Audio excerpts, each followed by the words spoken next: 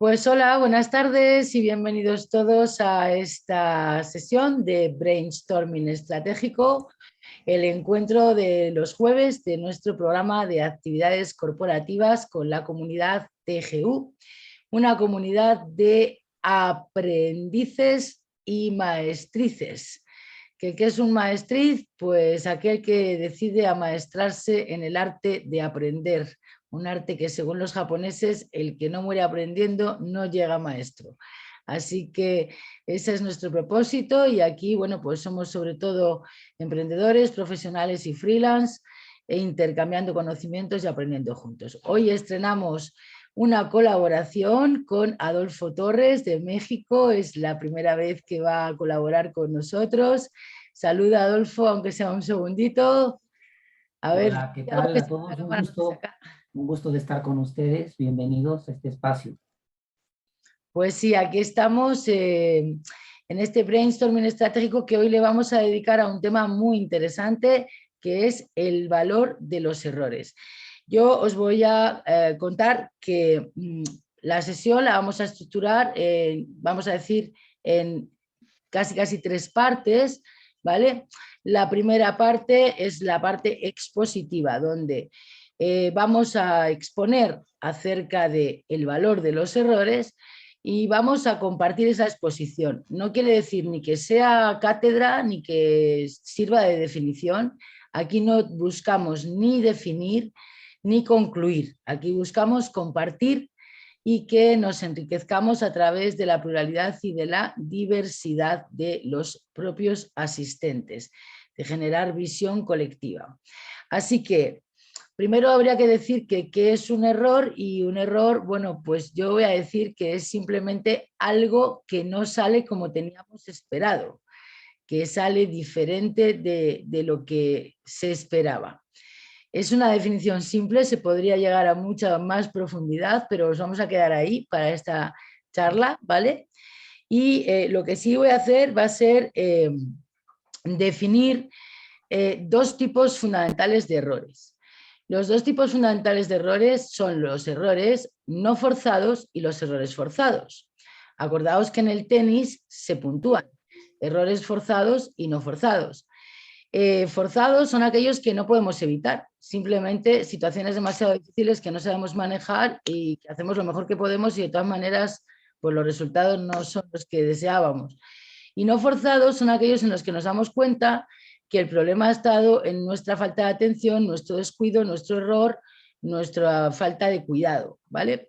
Yo para ejemplificar esto, pues como me gusta mucho jugar con las palabras, los que me conocen ya lo saben, gusto de inventarme palabras a veces para ayudar a nuestro cerebro a crear distinciones, separaciones que no nos han sido dadas de pequeños. Entonces yo tengo unos sobrinos chiquititos, bueno, ahora ya no son tan chiquititos, pero cuando eran chiquititos yo les enseñé una palabra que me inventé nueva, que es la palabra autococotón. Y les dije, pues tenéis que distinguir entre el cocotón y el autococotón. El cocotón es cuando te la pegas, pero el autococotón es cuando te la pegas por tonto, por no haber mirado, por no haber puesto atención.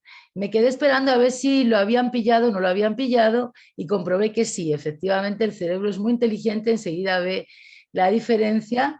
Y un día pues estaba mi sobrino pequeño que suele ser muy, se altera mucho jugando, se emociona un montón y cuando se emociona un montón pues se pone a correr y parece pollo sin cabeza y entonces empezó a correr, se pegó un golpetón, se puso a llorar porque se había pegado el golpetón y su prima se sentó al lado y le dijo, mira, no llores porque además de que no te has hecho nada, has sido autococotón. O sea, que no tienes razones para quejarte.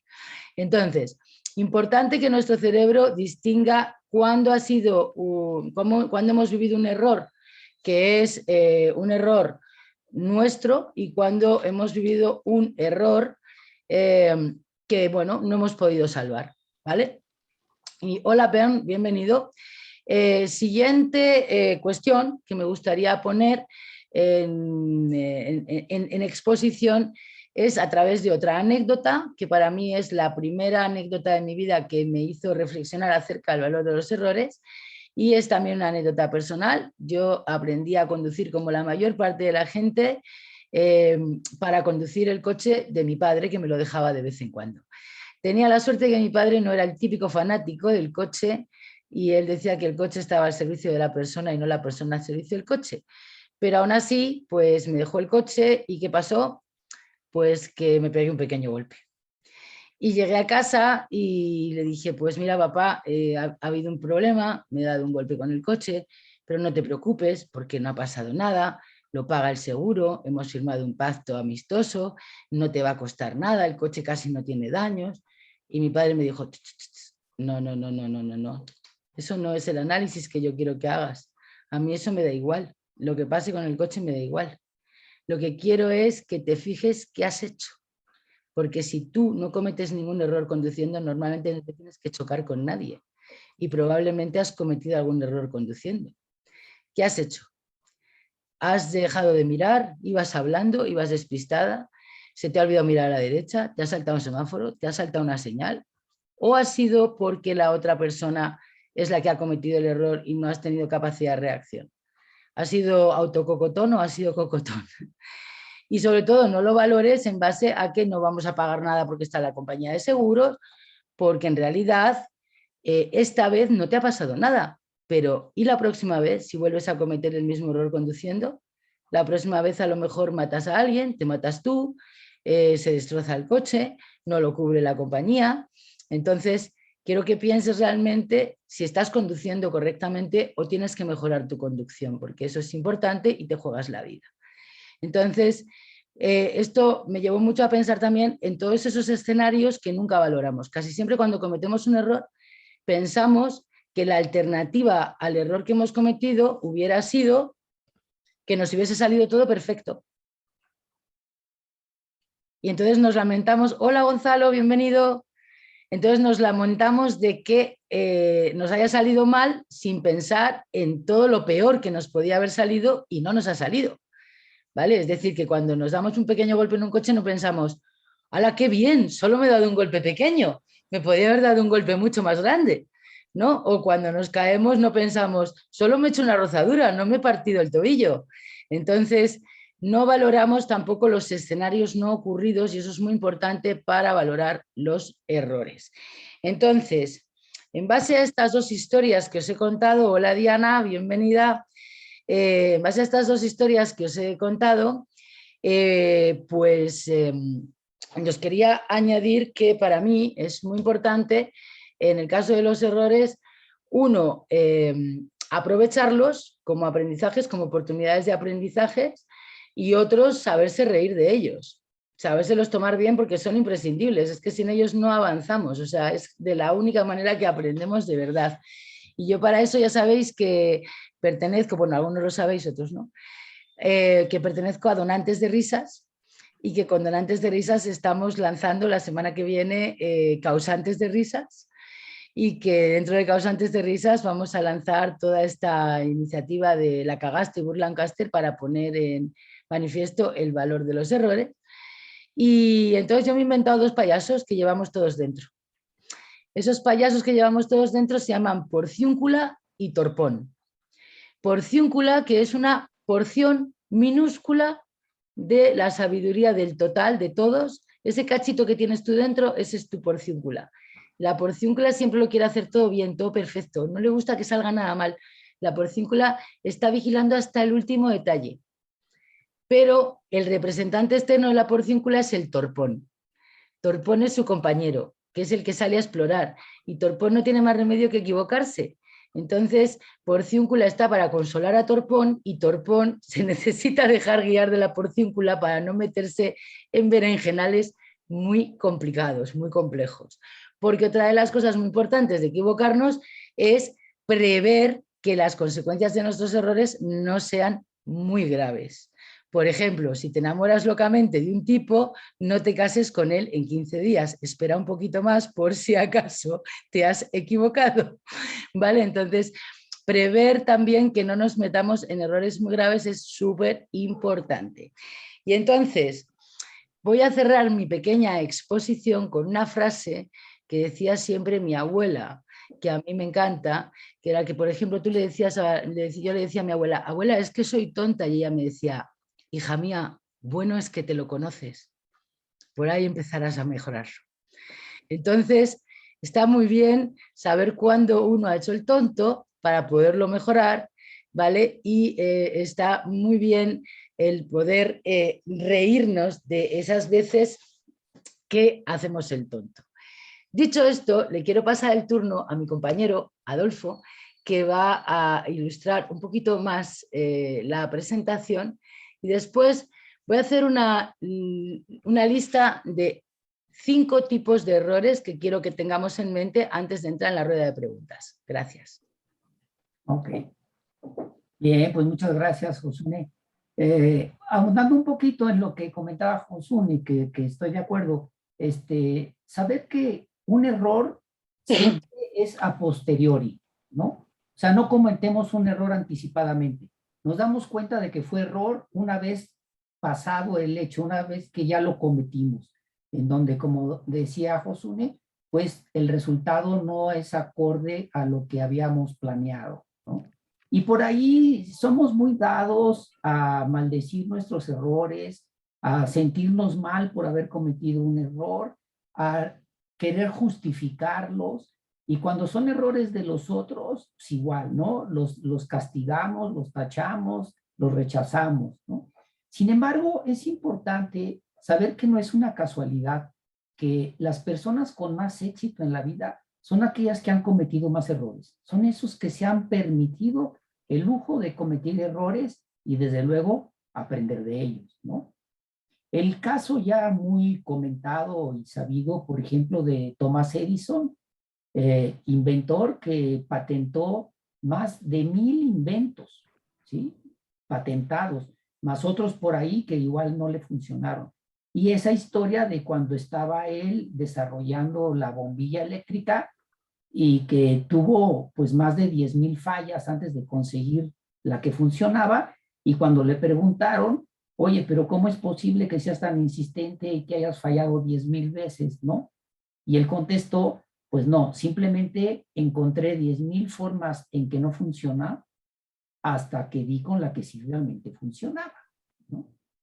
Luego, tal vez hayan oído hablar de Babe Ruth, ya tiene algunos años, este gran beisbolista norteamericano que pues rompió todos los récords con más de 714 home runs bateados durante su carrera, ¿no? Pero pues pocos saben que también rompió 5 veces el récord de strikeouts. Es decir, durante 5 temporadas fue el jugador al que le hicieron más strikes. Y de esos aprendió. Otro caso lo tenemos con Michael Jordan, este genial deportista, basquetbolista de fama mundial. Y también ya una vez que se retiró, en algunas de las entrevistas que le hicieron y lo alababan por su gran puntería, por su gran eficacia y eficiencia en cada uno de los juegos, dijo, bueno, yo llegué a ser tan grande dentro del deporte porque también aprendí a fallar. Dice, por ahí son muy dados a las estadísticas en Estados Unidos, ¿no? Entonces alguien le llevó la cuenta y falló más de 9,000 tiros a canasta, ¿no? Entonces dice, de esos, qué bueno que la gente normalmente no se acuerda, pero fueron más de 9,000 tiros que no acerté, ¿no? Contra, claro, un buen porcentaje de los que sí aceptó, ¿no? Y él dice, gracias a esos fracasos fue que yo pude triunfar, porque cada vez que cometió un error, veía de qué manera podía ir corrigiendo para ser más efectivo y más eficiente, ¿no? Entonces, como conclusión, aquí podríamos decir que si no aprendemos a fracasar, no aprenderemos nunca,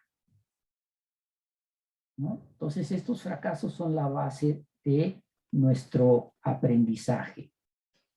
Y ahora te vuelvo a pasar el turno para la ronda de presentaciones, Adolfo, pero antes vamos a hacer la clasificación de los 5 tipos de errores que hemos decidido poner en valor aquí como tipos de errores, ¿vale? Os recuerdo que primero vamos a separar entre forzados y no forzados, y después vamos a ver qué tipo de error es el que hemos cometido. Entonces, nosotros hemos creado aquí para esta reunión 5 tipos de errores. El primer error lo hemos llamado error de cálculo, ¿vale? Que sería pues el error más clásico, el error en el que pues, estimamos una previsión de tiempo, de dinero, de costes, de esfuerzo, y resulta que la vida nos demuestra que nos hemos equivocado y que hay que recalcular, que hay que hacer nuevos cálculos, y ahí solemos aprender con el tiempo a incluir los imprevistos y ya va bajando nuestra cantidad de errores de cálculo. El error de apreciación. Este error es muy típico. Por ejemplo, observamos una situación desde nuestra perspectiva sesgada, desde nuestro pequeño punto de vista, y nos atrevemos a hacer un análisis de la situación, de los hechos, sin tener en cuenta que nos estamos perdiendo a todos los otros jugadores de la cuestión que esté ocurriendo, sin tener en cuenta que no sabemos qué más cosas han pasado, o que lo que sabemos es muy limitado y no deberíamos generar apreciaciones tan a la ligera. Después tenemos el error de valoración. Ahí, por ejemplo, volvería un poco al error que os comentaba yo de mi padre, ¿no? De mi coche, vamos, que yo lo estaba valorando en términos de no nos va a costar nada porque está la compañía de seguros y nos lo va a pagar, y mi padre lo estaba valorando en términos de a lo mejor te está salvando la vida este error y no le estás prestando atención, ¿no? Entonces es muy importante qué valoración hacemos de los hechos, si la valoramos en términos de los resultados o en términos incluso de lo que no ha ocurrido y podría haber ocurrido, y hemos tenido suerte y a lo mejor nos ha salido bien por casualidad, pero para otra vez habría que tener cuidado. Después estaría el error de interpretación, que este es el más común, el que más, yo creo que más dolor causa en todas partes, es el dolor ese de los malos entendidos y las comunicaciones erróneas, ¿no? Dos personas hablan, una dice A, la otra interpreta B, no hay nadie para hacer un careo entre medias y chequear que se han entendido. El que ha dicho A se va con la idea de que le han entendido A, y el que ha dicho B se va con la idea de que han dicho B. Y de repente se produce un error garrafal, ¿no? Y por último, el error de tanteo y aproximación, que para mí es mi favorito, porque como me gusta probar siempre cosas nuevas y atreverme en territorios que no conozco, pues para adentrarnos, hola Ariel, bienvenido, en territorios desconocidos, es muy importante saber hacer un tanteo previo de cuánto nos puede costar el error, valorar los riesgos en los que nos estamos metiendo y decir, bueno, pues si me equivoco, por ejemplo, ¿qué puede pasar? Lo más que puede pasar es esto, bueno, pues asumo el riesgo. O si me equivoco, ¿qué puede pasar? Pues a lo mejor puede pasar algo muy grave, no asumo el riesgo. Entonces, estos son los tipos que hemos planteado. Esperamos que os gusten como planteamiento de partida, y con ellos vamos a arrancar con las rondas. Le paso el turno de nuevo a mi compañero Adolfo. Y por cierto, a partir de aquí dejamos de grabar porque ya serán participaciones de cada uno de los asistentes, y esto no lo grabamos, ¿vale?